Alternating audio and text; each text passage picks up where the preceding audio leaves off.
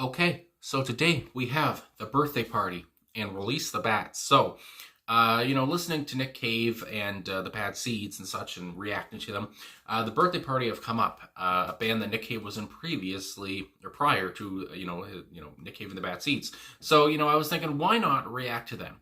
And I got, like I said, release the bats here because this is one of their, I guess, most influential tracks they had. And yeah, only 2.5 minutes. I'm intrigued. I want to know, what this sounds like. Nick looks a lot different here than his later time in the 90s and such of what I reacted to. So this should be fun. So let's get into it, talk about it after, and let's go.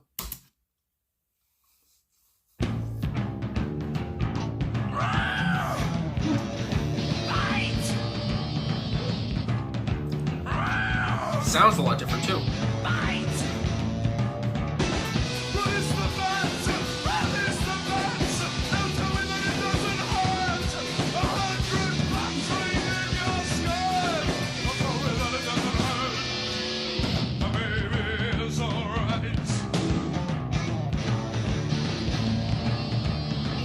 Doesn't mind a bit of dirt. She says horror vampire backbite. She says horror vampire. How I wish those bats would bite. Bite. Bite. Release the bats. Release the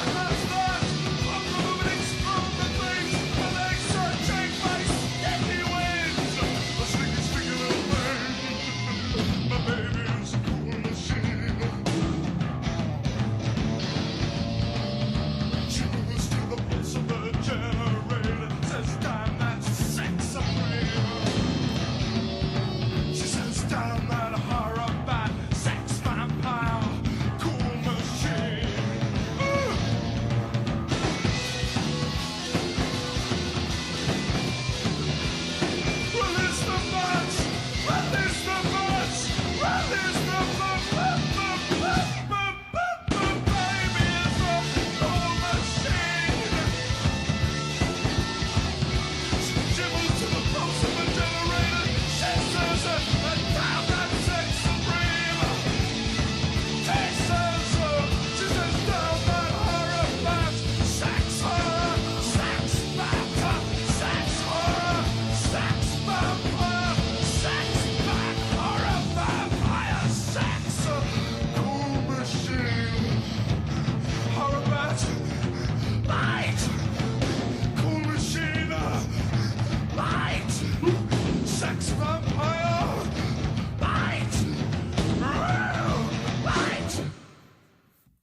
All right. So the birthday party and release the bats. Yeah, that's a lot different from what I've come to know for what Nick Cave is about. Okay, so yeah, this was as somebody who loves punk. Punk was probably my favorite genre in high school, and I still love it today. I love the sound. I love Nick Cave, his energy.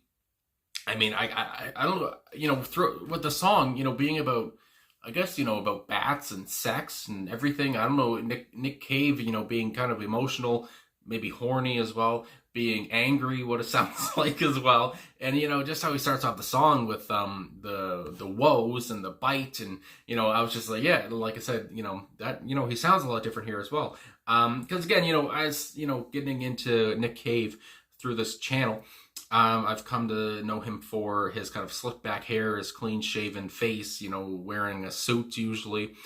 So here it's just like, it's 360, 180, whatever. And it's a fun listen. I have to say, listening to him, you just, belt out these lyrics and just scream and cry. And, it was just unlike anything I've heard from him before. And from 1981. So this is just, and again, he's obviously younger here, and he just sounds so, youthful, so, like pissed off, really. And just, uncaged. It's just, it's just nuts. So I really I have to say I really enjoyed it. I have to also say the drums here were obviously the backbone of the song. Just bombastic drumming, and it's just the sound, the production is so. It really does a lot for the song because it just makes it sound more aggressive and more raw, and it just sounds and obviously with Nick's voice that everything, the music just complements his voice to make it even more crazy, even more kind of scary, I guess you would say, in a way, for Halloween coming up, now in October as I record this. This fits right in with kind of, horror punk, and not trying to say, horror punk. And, yeah, so I just really enjoyed all the feels I had going on here. And also the bass work was very, prominent as well. And everything, like I said, it's just a great little ditty from a punk band. And I have to also say, what came to mind, bands that kind of, I found similar, that come to mind are like The Fall and the Cramps, especially the Cramps. There was a little bit of, not a lot, I guess, but I felt some rockabilly in there. And obviously the Cramps, they love their rockabilly as well. And so, yeah, I just really enjoyed that. And I'd have to get, I have to listen to more of the Cramps. I really enjoy the Cramps, but so they gave, I felt a similarity here. And yeah, so, whenever the Cramps are, similar, I probably enjoy the song. Actually, hold the phone. I just had to do some more research here, but also, as I was doing that, I remembered, throughout the song, Nick Cave obviously singing the song. But like I said, he has that yowling and, he's crazy and everything. But there was, points where you could still hear his baritone voice, just because, that's just as he is normally, I guess. So, it was cool to hear, his voice, but you could also hear that baritone, which he would become so known for later on, with Nick Cave and the Bad Seeds, where he would just really just sing like himself or whatever, and not do so much, I guess, of the screaming or whatever. So yeah, I just really enjoyed the baritone. Obviously, I'd always just enjoy Nick Cave's voice, and especially, even here, it's just, so wild and it's just so nuts to hear. And I mean, looking at on Wikipedia, the background and the recording, which I always, I like to get into this kind of stuff and, read about what the, the song's about, how it all became. And it's just kind of funny because it says the producer, oh goodness, Nick Lonnie, I want to say Lonnie, perhaps. Anyway, he recalled that he said they walked in looking like they hadn't slept in days, all smartly dressed in black, like they had just come from church. But maybe the church was in ruin with rats. So I like that off the bat. And how it says, they were dressed in black, all nicely. So even like I said, I always think of Nick Cave, being dressed nicely. So even then, he was all dressed nicely. And they hadn't washed in weeks. It looks like they didn't wash in weeks. The term goth did not exist at the time. Certainly not in the way we use it today. But I will say that a recording called Release the Bats with people who look like vampires was pretty effing exciting. So I like that right off the bat. They look like vampires anyway. It goes on, during the recording, the vocals of the B-side Blast Off, they insisted Nick Cave redo the middle section on the track many times as a prank. Until Nick Cave was out of breath and nearly collapsed. The band ended up using the first take. So I just like that. Again, this was on the B-side, but they pulled a prank on old Nick Cave, and I'm sure he was very happy with that. Goes on and on. It says lots of arguments broke out. Notable arguments broke out, mainly aiming at drummer Phil Calvert. So, like I said, I love Phil on here. Just the bombastic drumming, really, the backbone of the, obviously the beat of the song as well. And I just really enjoyed just how almost like hollow his drums sounded or something. It was just like so, obviously not, unmissable sound, really. And also it says, according to guitarist Harvey here, I'll get into the personnel, but also says Harvey, but I forget his first name, but I'll get to it in a minute. The title track was conceived as a comedic interlude and was recorded because it happened almost by accident.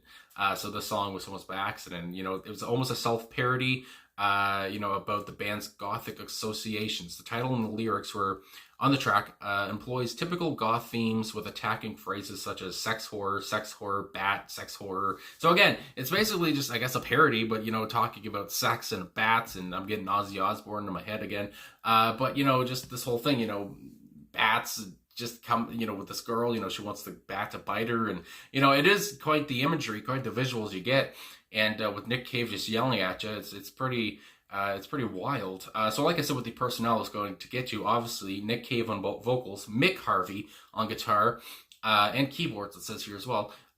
Tracy Pew, I want to say is how you say that one. Pew, I would guess Pew, on bass guitar. And like I said, bass guitar was unmissable here. Unmissable here. It's almost, bass guitar driven, but again, I love the drums as well, which is kind of the backbeat. Phil Calvert on the drums, and Roland S. Howard on guitar as well. And I mean, like I said, it says, for the technical personnel, the birthday party, and Nick Lane, like I said, on production.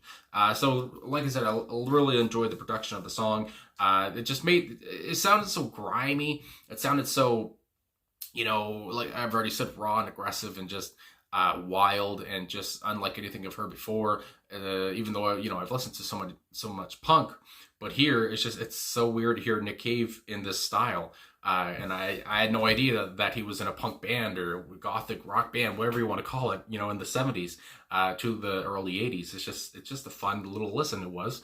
And yeah, so it was I just really enjoyed that. And Mick Harvey on guitar, he was unmissable as well. Just the chords just going nuts. Everyone in the song, all the band members were just vampires, I guess, like Nick said, and looking like vampires, and they were yelling like vampires. And I mean, my God, it was just a surreal listen. I mean, that's what I can really say. So thanks for requesting this, telling me about Nick Cave, people who did in the comments, saying that he was in a band like this before, because again, I wouldn't imagine that he would be, because I don't know, I just have such a different I have a different outlook on who Nick Cave is, and I don't know, and that's just kind of like, it was wrong, because again, he did this, and he's not always, I guess the kind of straight man, whatever. So it's just cool to see this and hear this. So anyway, I guess that's all I gotta say. So thanks for watching, thanks for liking, subscribing, commenting, all that stuff. Really appreciate all the support, and the suggestions, obviously, like this. And yeah, I'll talk to you guys again soon.